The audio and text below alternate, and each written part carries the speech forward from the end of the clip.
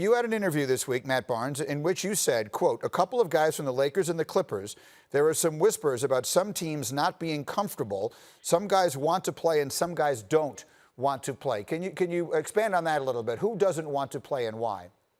I really don't want to give up names at this point. If they want to feel comfortable coming out and letting everyone know their thoughts and feelings, but there definitely has been conversations that I've had with some guys, and then actually I talked to Snoop last week too on another note, but he also brought it to my attention saying that he had spoken to some Lakers as well and heard some things about the Clippers too. So there's definitely some whispers right now as far as what could the NBA do as black players to make an impact in the situation right now. Okay, I wanted to make it clear. I didn't mean to ask you who specifically was saying it, but I guess I was asking, are they saying they're not comfortable coming back and playing because of the safety and health considerations regarding the coronavirus, or are they No. saying that they're not comfortable coming back and playing under the circumstances of the country right now? Under the circumstances of the country. Obviously, I think the NBA is exhausting every possibility to make sure these guys are safe in regards to the coronavirus and the safety of teams and organizations. But this is purely based on the state of the country right now. So could you, without putting yourself in their place, I can't ask you to speak for them, but what would be the reasons? What would be the reasons why the conditions right now in America would make it such that the players didn't want to come back and play?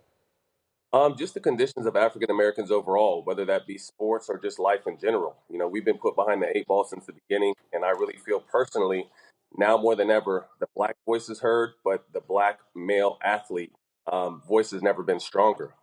So looking on hindsight, being able to watch Blackballed about 2 or 3 weeks ago, and being in a situation where we had a chance to sit down in the moment, I didn't understand the magnitude and the history of the situation. Obviously, now being removed from it 6 years ago, I obviously felt I have a completely different outlook on it. And if it were to happen again, I would have urged the team we needed to sit out. So hindsight being 2020, fast forward 6 years later, this can be a tremendous statement for the players. Jalen, what do you think? A few different things. Like it's a unique climate in our country that's really unprecedented. Obviously, with the COVID-19, the civil unrest, the unfortunate murdering of George Floyd, and the subsequent police brutality incidents that continue to happen while this process is taking place. And if you look at most landscapes of corporate America, I would say other than the NBA and the NFL, there's probably some outliers in entertainment, probably like Will Smith or Denzel Washington. But for the most part, in all of these corporations, I would deem the highest paid people are not black and brown people. And so, as Matt is talking about right now, just like you're going to see in the NFL, when Colin Kaepernick took a knee, and Greeny, you remember this, we was trying to launch this show while this was happening.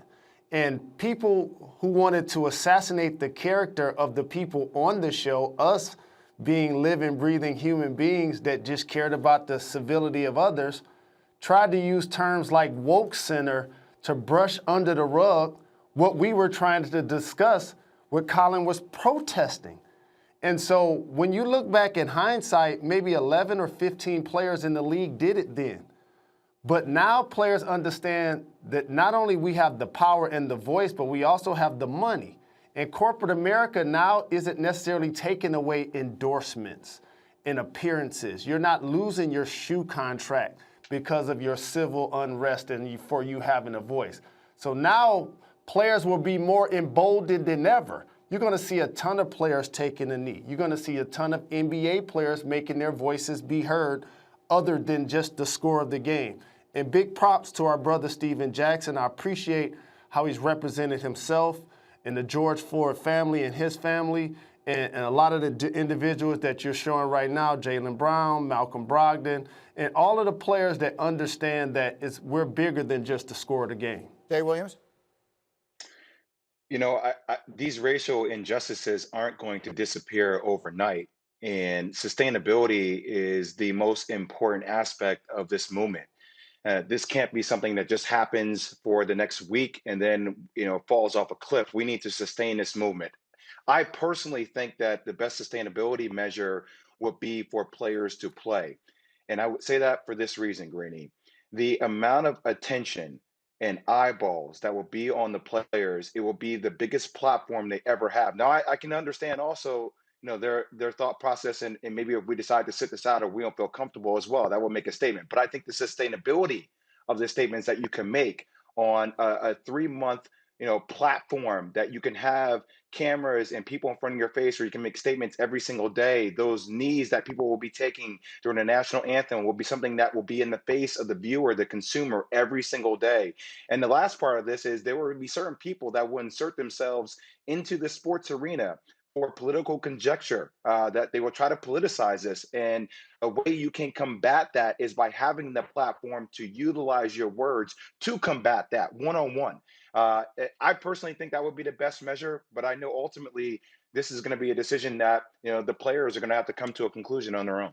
Yeah, Matt, I will admit that was the first thought I had as well, and that is that there is never a time when an athlete has more eyes or ears on him or her than when they are actually playing their game, because everyone is paying attention. And that was the first thought that I had as well, and I'm sure that's a part of the conversations that are going on.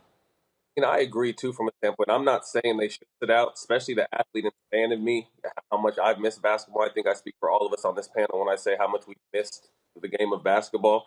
So I'm not saying that's what I'm for. I would love to see these guys get back out here, but at the same time, my point was just that the black athlete's voice has never been stronger.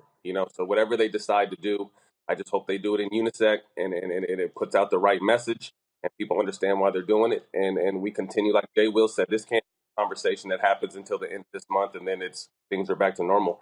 I mean, if you still look at it, only 7 NBA coaches are black out of 30 teams, 5 GMs are black.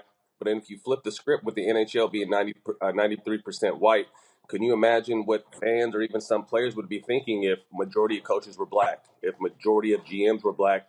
They would just say that's not right. But in the NFL, in the NBA, where it's predominantly African American, the numbers are still very staggering. And we're not we're not only here to entertain. I mean, we can definitely run businesses and run franchises and things to be on the management side, as well as just entertaining people and making them smile and laugh and be on the emotional roller coaster as they watch us players.